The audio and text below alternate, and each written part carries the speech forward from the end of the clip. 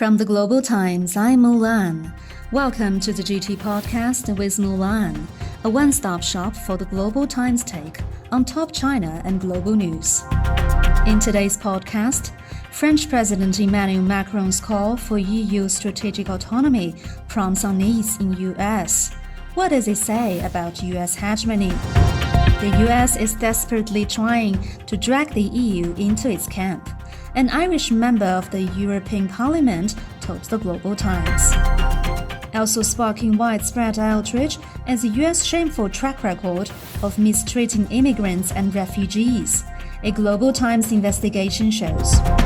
In technology news, China is moving swiftly to lay the groundwork for the generative AI sector with the release of new rules.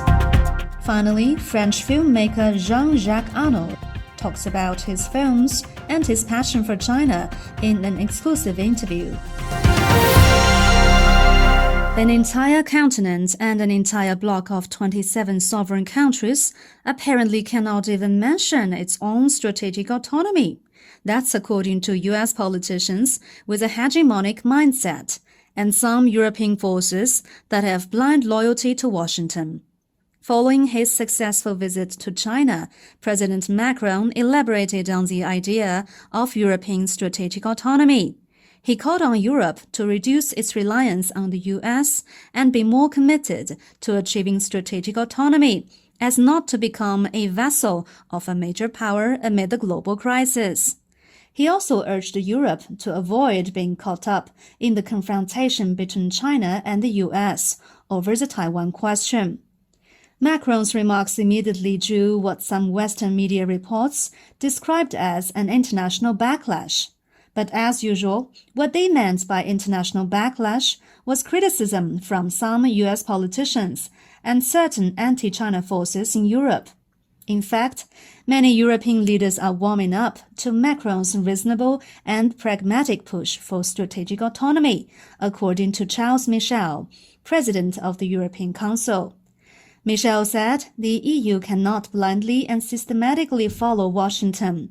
He added that while some European leaders wouldn't say things the same way that Macron did, I think quite a few really think like Macron. So it's only Washington that is angered by the talk of European strategic autonomy. Why?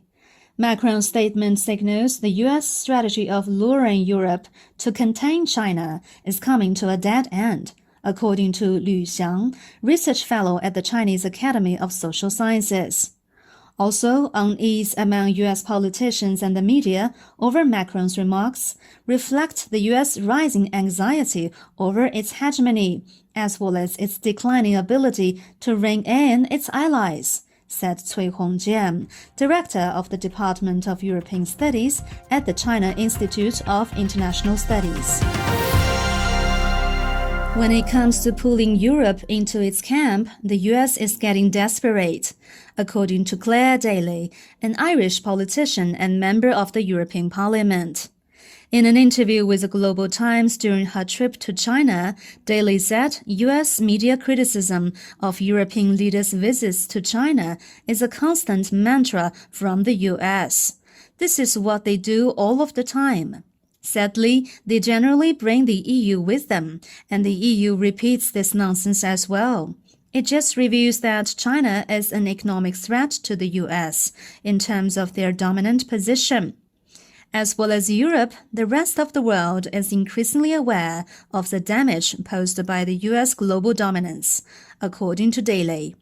In some ways, the role that China is playing now on the world stage is more important in terms of international affairs and arguing for peace in Ukraine, she said. That is very welcome, because for too long the world has been dominated by the US acting in its own interests, as all countries do. But unfortunately, that interest was to the detriment of people all over the world. And all of us are paying a price for that. There should be a real return to international law and multilateral arrangements, which is not really possible in a US-dominated world, Daly said. A big reason behind growing frustration with the US may be the profound US hypocrisy exposed in its domestic affairs. For example, the US claims to be a nation of immigrants, but its treatment of immigrants and refugees tells a completely different story, according to a Global Times investigation. One recent example, on March the 27th, a fire at the temporary station of Ciudad Juarez, an immigration detention center in the state of Chihuahua near the Mexican border with the U.S., killed 39 people. As the U.S. has the world's largest immigration detention system and more than 200 detention facilities in its border states, the tragedy at the temporary station of Ciudad Juarez is not an isolated incident. More than 1.7 million immigrants, including 45,000 children, were detained in the U.S. in the fiscal year of 2021. While the U.S. has declared itself a beacon of democracy and human rights, its shameful record of immigrant and refugee mistreatment has erased its facade. As the rise of ChatGPT has put the spotlight on artificial intelligence, there has also been a growing focus on how regulators from around the world, including China, view the new technology. On Tuesday, China's Cyberspace Authority issued a content regulation draft for AI, voicing clear support for innovation, promotion, and application of AI algorithms and frameworks. In the draft regulation, the Cyberspace Administration of China, or CAC, also called for efforts to ensure fair competition, as domestic industry players have been intensively launching related services amid the worldwide ChatGPT frenzy. The regulation, which is open for public comments until May the 10th, is seen as a boost for the booming AI sector in China, observers said. It will propel the development of the industry, but will also ensure that progress on the significant but double-edged tool won't be derailed amid rising global concerns, according to observers.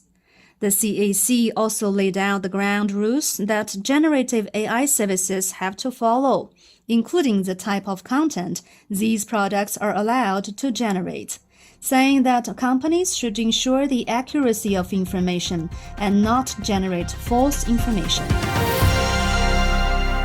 Amid President Macron's visit to China, China-France relations enjoyed a great boost. Such a boost is also reflected in the cultural fields. In an exclusive interview with the Global Times, French filmmaker Jean-Jacques Arnaud said Chinese audiences will be charmed and entertained while watching his new film. His film Notre Dame on Fire reconstructs the events surrounding the real-life conflagration that engulfed Paris' world-famous medieval cathedral in 2019. As the first French film to open theatrically in China since the country optimized its COVID-19 measures, many Chinese netizens have expressed their high anticipation for the film. The 80-year-old director accompanied Macron on his China state visit. I have a great passion for China, great respect for the Chinese public and audience, and it's an honor. I hope people will be charmed, entertained, and they will learn a few things, and they will spend a happy moment with that film, he said. That's all for this edition of the GT Podcast with Mulan.